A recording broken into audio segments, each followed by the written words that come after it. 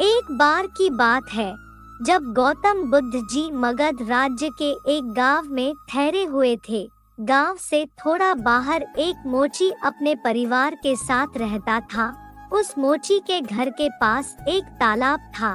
एक दिन रोज की तरह सुबह मोची तालाब किनारे पानी लेने गया। वहां उसने तालाब में एक बहुत ही अद्भुत पुष्प देखा।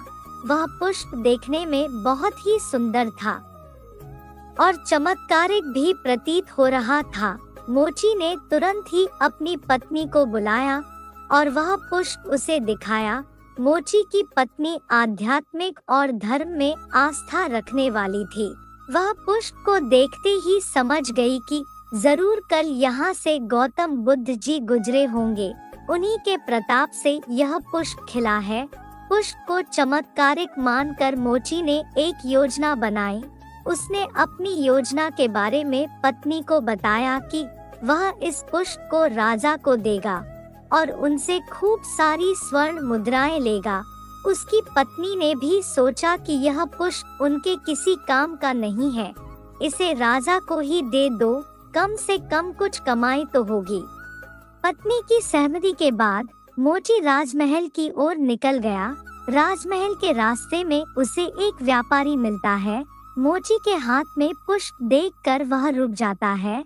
वह मोची से पूछता है कि भाई ये पुष्प लेकर कहाँ जा रहे हो? मोची कहता है कि मैं यह पुष्प लेकर राजा के पास जा रहा हूँ। इसे राजा को भेंट करके मैं राजा से मुँह मांगा इनाम लूंगा। व्यापारी ने मोची को प्रस्ताव दिया कि तुम ये पुष्प मुझे दे दो, बदले में मैं तुम्हें 100 स्वर्ण मुद्राएं दूंगा। मोची सोच में पड़ गया।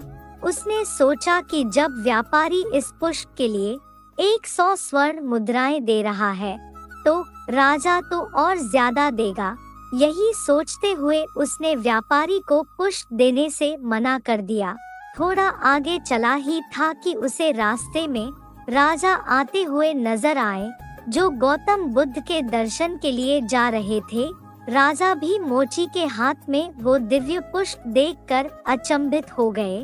राजा ने मोची को पुष्प के बदले 1000 स्वर्ण मुद्राएं देने के लिए कहा। यह सुनते ही मोची के मन में एक अजीब सी चेतना आई और वह राजा को पुष्प न देकर दौड़ता हुआ सीधे महात्मा बुद्ध के पास जा पहुंचा। महात्मा बुद्ध जी मोची को देखकर हैरत में पड़ गए। उन्होंने मोची से पूछा तो मोची ने उन्हें सारी बात बताई।